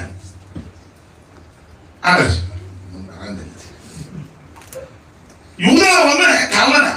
2 പണസഞ്ചി അവന്റെ പക്കൽ. 3 ഇതിലിട്ടത് ഇവൻ അടിച്ചു മാറ്റുന്നുണ്ട്. ദരിദ്രരോട് സ്നേഹമൊന്നും ചുരുക്കി പറഞ്ഞാൽ മറിയ സമയം തക്കത്തിൽ ഉപയോഗിച്ചു. ദുഷ്കാലമാകിയ സമയം നിങ്ങൾക്കറിയാം. പ്രസംഗം 6 ദിവസം മുമ്പാ. അത് കഴിഞ്ഞ് പ്രസംഗ കഴിഞ്ഞ് അന്ത്യദാനം കഴിഞ്ഞ് കർത്താവ് ശിഷ്യന്മാരും കിദ്രോനോട് കിടന്ന് ഒലിമേലിട്ട് പോകുക. പ്രാർത്ഥിക്കുന്ന വേളയിൽ നിനക്ക് അറിയാം വിയർപ്പ് രക്തത്തുള്ളിയായി നിലത്ത് വീണു. യൂദാ ഒറ്റിക്കൊടുത്തതിന്റെ വെളിച്ചത്തിൽ പടയാളികളും മഹാപുരോഹിതന്മാരുമെല്ലാം വാളും വെടിഞ്ഞും തീപ്പട്ടിയും ആ ബന്ധങ്ങളും ഒക്കെ ആയിട്ട് യേശുവിനെ പിടിച്ചു കെട്ടാൻ വന്നു.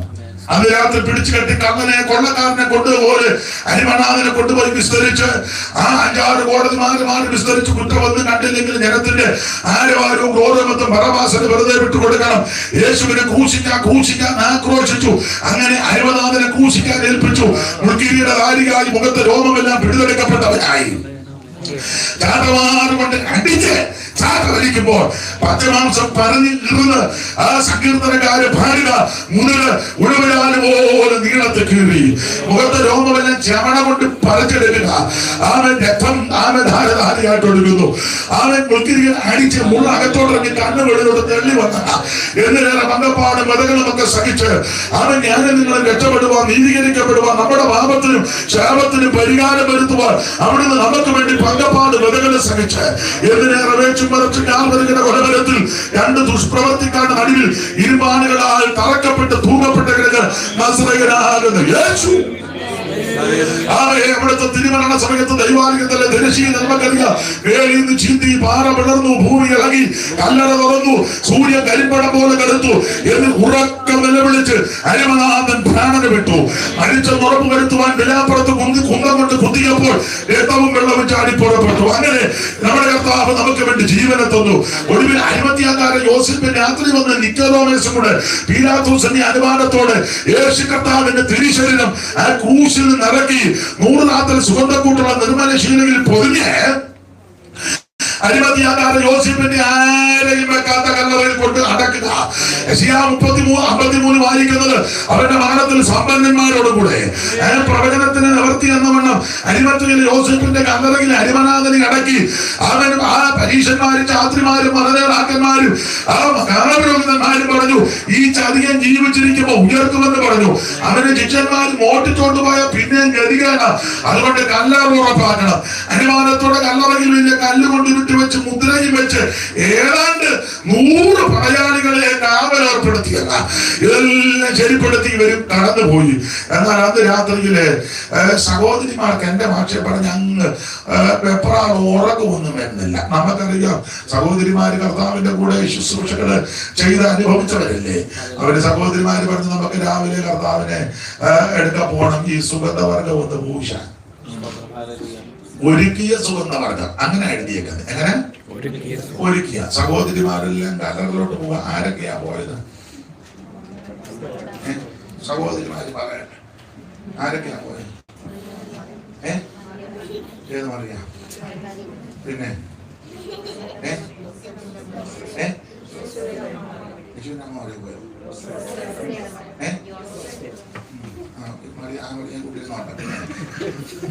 പിന്നെ ശലോമ,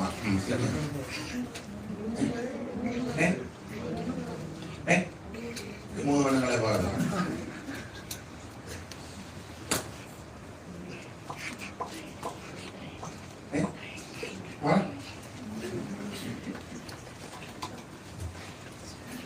അങ്ങനെ ഞങ്ങൾ പറഞ്ഞിട്ടാണ് അങ്ങനെ പ്രസംഗിച്ച് തെളിയിക്കണം. മക്കളിലേക്ക് മറിയ, മറ്റേ മറിയ നാം പ്രയോഗം സൂസന്ന, യോഹന്ന, ശലോമ, പിന്നെ മറ്റ് സ്ത്രീകളും ഒരു പ്രയോഗമുണ്ട്. ഇവരെല്ലാവരും കൂടെ കല്ലറയിലോട്ട് പോകുക ഒരുക്കിയ സുഗന്ധവർഗവുമായിട്ട്. അങ്ങനല്ലേ എഴുതിയേക്കുന്നേ? ഒരുക്കിയ സുഗന്ധവർഗം. ഇവിടെ ഡ്യൂട്ടിയൊക്കെ ഉള്ളത് കൊണ്ട് നിങ്ങൾക്ക് പറ്റില്ലെന്ന് എനിക്കറിയാം. നാട്ടിലൊക്കെ പഴയ ആൾക്കാരും ഞാനും ചില ദൈവദാസന്മാരും ഒക്കെ വെളുപ്പിനെ പാടും, മക്കൾ മേരി അതിരാവിലെ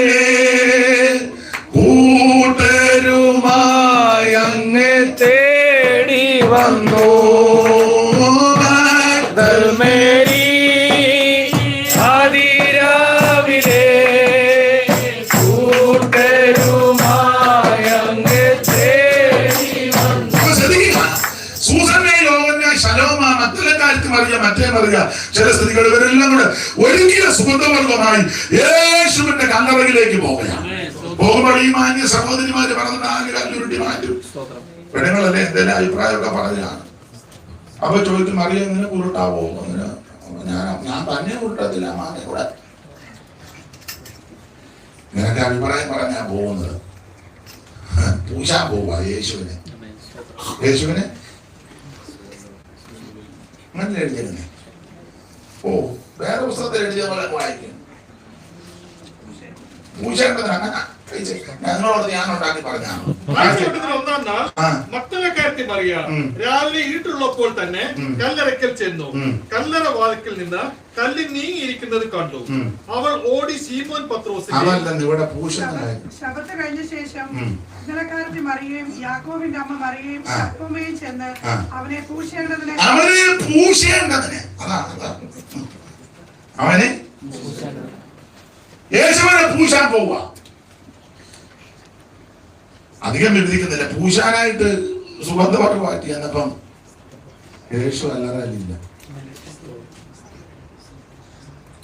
സ്തോത്രം. എന്നാൽ നിങ്ങൾ പഠിച്ചേ, ഈ പോയവരുടെ കൂട്ടത്തിൽ ബഥാന്യകളെ മറിയയില്ല. കാരണം ബഥാന്യകളെ മറിയ പെസഹയ്ക്ക് 6 ദിവസം മുമ്പ് സമയം തക്കത്തിൽ ഉപയോഗിച്ചു. മനസ്സിലായോ? പെസഹയ്ക്ക് 6 ദിവസം മുമ്പ് യേശു ബഥാന്യ വന്നപ്പോൾ ബഥാന്യകളെ മറിയ ഒഴിച്ചു വെച്ച സുഗന്ധവർഗം പരിമളതൈലം തൃപ്പാദത്തിൽ പൂശി. അപ്പൊ യൂദ പറഞ്ഞിട്ട് വെറും ചെലവ്. അങ്ങനെ കർത്താവ് തന്നെ പറയുന്ന ഒരു പദമുണ്ട്. എന്തോ പറഞ്ഞേ? അവളെ അവളെ വിടുക എന്റെ ശവസംസ്കാര ദിവസത്തിനായി അവൾ ഇത് സൂക്ഷിച്ചു എന്ന് ഇരിക്കട്ടെ. ബദാനികളും അറിയാം പെസഹയ്ക്ക് 6 ദിവസം മുമ്പ് തൈലം പൂശി. കാരണം കൂടെ പറഞ്ഞു നിർത്താം. ഈ ബദാനികളും അറിയുടെ ഒരു പ്രത്യേകത യേശുവിന്റെ തൃപ്പാദത്തിൽ ഇരിക്കുക. കഥാവിന്റെ വായിന്ന് വരുന്ന തിരുമൊഴിയെല്ലാം എന്റെ ഭാഷയെല്ലാം ഇങ്ങനെ നോട്ട് ചെയ്യുന്നു. എന്റെ ഭാഷയെ പറഞ്ഞാൽ ബദാനികളും അറിയ പോയിന്റ് എല്ലാം കുറിച്ചെടുക്കുന്നുണ്ട്. കുറിച്ചെടുത്ത പോയിന്റ് എല്ലാം ഇവർക്ക് വിശ്വാസമായിരുന്നു. ഞാൻ നിങ്ങൾ പോയിന്റ് ഒത്തിരി കുറിക്കുന്നുണ്ട്, പക്ഷെ ഒറ്റ പോയിന്റ് നമുക്ക് കഥാവ് ശുശ്രൂഷ ചെയ്തുകൊണ്ടിരിക്കുമ്പോഴൊക്കെ പറയും മനുഷ്യപുത്രൻ മരിക്കാൻ പോവാ കേട്ടോ, മരിക്കാനായിട്ടാ വന്നിരിക്കുന്നത്. മനുഷ്യപുത്രനെ പിടിച്ച് കൂശിക്കും കേട്ടോ, മനുഷ്യപുത്രനെ ഉപദ്രവിക്കും, ആ ഇടയനെ വെട്ടും, ആട് ചതറും കേട്ടോ. കഥാവ് ഒരിക്കൽ കുറഞ്ഞൊന്ന് കഴിഞ്ഞിട്ട് നിങ്ങൾ എന്നെ കാണത്ത്. ഇതൊക്കെ പറയുമ്പോ മറിയ ഇതെല്ലാം വിശ്വസിച്ചു. അപ്പൊ പെസഹയ്ക്ക് 6 ദിവസം മുമ്പ് വന്നപ്പോ അവർക്ക് മനസ്സിലായി അവിടുന്ന് ഈ ലോകം വിട്ടു പോകാൻ പോവുക. അപ്പൊ അവർക്ക് മനസ്സിലായി ചിലപ്പോ ഇനിയും മരിച്ചു കഴിഞ്ഞ് ഈ മാറ്റിവെച്ച തൈലം പൂശാൻ നിന്നിട്ട് അതിപ്പോ ഒത്തൊന്നും വരികയില്ല. അന്തരീക്ഷം, രാഷ്ട്രീയം, മതം ഇതൊന്നും ചിലപ്പോ അനുവദിച്ചെന്ന് വരികയില്ല. അവർക്ക് മനസ്സിലായി ഇപ്പൊ എന്റെ വീട്ടിൽ വന്നിരിക്കുക നല്ല അവസരമാണ്. ആരും എന്നെ തടയത്തില്ല, ആരും ഉടക്കത്തില്ല, ഒരുത്തർ എതിർക്കത്തില്ല. എന്റെ ഭാഷയിൽ പറഞ്ഞ ഒരു കമ്മിറ്റിക്കാരോടും മൂപ്പ് ചോദിക്കാതെ സെക്രട്ടറിയോടും ട്രഷറോടും കൗൺസിലോടും സൂപ്രണ്ടിനോടും ഓവർസിയോടും ഒറ്റ ഒരുത്തരോടും മൂപ്പ് ചോദിക്കാതെ, ആരുടെ ആലോചന ചോദിക്കാതെ അവൾ അകത്തിയെന്ന് സൂക്ഷിച്ചു വെച്ച വെങ്കൽ ഭരണി കൊണ്ടുവന്ന് അത് പൊട്ടിച്ച് അവിടുത്തെ തൃപ്പാദത്തിൽ പൂശി സമയം തക്കത്തിൽ ഉപയോഗിച്ചു. ഇന്ന് രാത്രി എന്നെ കേൾക്കുന്ന മാന്യ സഹോദരിമാര്, ബഹുമാന്യ സഹോദരന്മാര്, നമുക്ക് ലഭിക്കുന്ന സമയം തക്കത്തിൽ ഉപയോഗിക്കണം. ആരാധിക്കാൻ അവസരം കിട്ടുമ്പോൾ ദൈവത്തെ ആരാധിക്കണം. പ്രാർത്ഥിക്കാൻ അവസരം കിട്ടുമ്പോൾ പ്രാർത്ഥിച്ചോണം. സ്തോത്രം ചെയ്യാൻ അവസരം കിട്ടുമ്പോൾ സ്തോത്രം ചെയ്യണം. എപ്പോഴും നമുക്ക് സമയം ലഭിച്ചത് വരികയല്ല. നമ്മുടെ സമയം ഒന്നും നഷ്ടപ്പെടുത്തി കളയരുത്. ദൈവത്തിന് ദുഷ്കാലമാകില്ല. സമയം തക്കത്തിൽ ഉപയോഗിക്കാം. കണ്ണടയ്ക്കാൻ പ്രാർത്ഥിക്കാം. എല്ലാവരും പ്രാർത്ഥിച്ചാണ്ട് യേശുവിന്റെ നാമത്തിൽ, യേശുവിന്റെ നാമത്തിൽ അവസരമൊന്നും നഷ്ടപ്പെടുത്തി കളയരുത്. ദൈവത്തെ മഹത്വപ്പെടുത്താം, ദൈവത്തെ സ്തുതിക്കാം. ഓ ദൈവത്തിന് മഹത്വം, ദൈവത്തിന് മഹത്വം, ദൈവത്തിന് മഹത്വം, ദൈവത്തിന് മഹത്വം. ദൈവത്തെ സ്തുതിക്കാം. പഴയ കാലത്തിന്റെ ഒരു 4 വരിയെ പാടുന്നുള്ളതിന് സമയം ഇപ്പൊ സമയം ഇപ്പൊ മുമ്പോട്ട് പോയല്ലോ. ചൊല്ലുവാനില്ല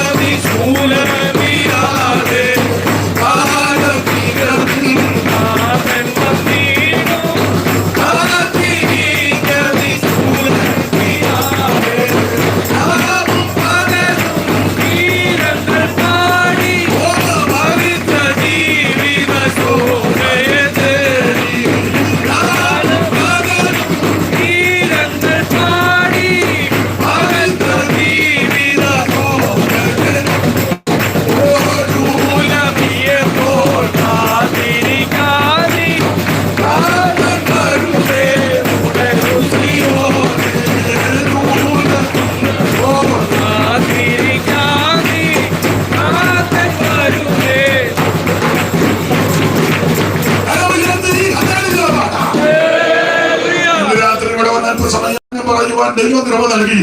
ക്ഷണിച്ച കർത്തദാസന് സഭയ്ക്ക് നന്ദി. പ്രാർത്ഥനയിൽ പരസ്പരം ഓർക്കാം. തുടർന്നുള്ള ശുശ്രൂഷകൾ ഓർത്ത് നിങ്ങൾ പ്രാർത്ഥിക്കണമെന്ന് എല്ലാവരോടും അപേക്ഷിക്കുന്നു. തിരുവല്ലയിൽ ഒരു ചെറിയ കൂട്ടായ്മയുണ്ട്. നിങ്ങൾ നാട്ടിൽ വരുമ്പോൾ സമയവും സാവകാശവും ഒക്കെ ഒക്കുന്നെങ്കിൽ അവിടെയും വരണമെന്ന് എല്ലാവരെയും ക്ഷണിക്കുന്നു. ദൈവം നിങ്ങളെ എല്ലാവരെയും അനുഗ്രഹിക്കുമാറാണ്. നമുക്കെല്ലാവർക്കും ദൈവസ്നേഹം കേൾക്കാം.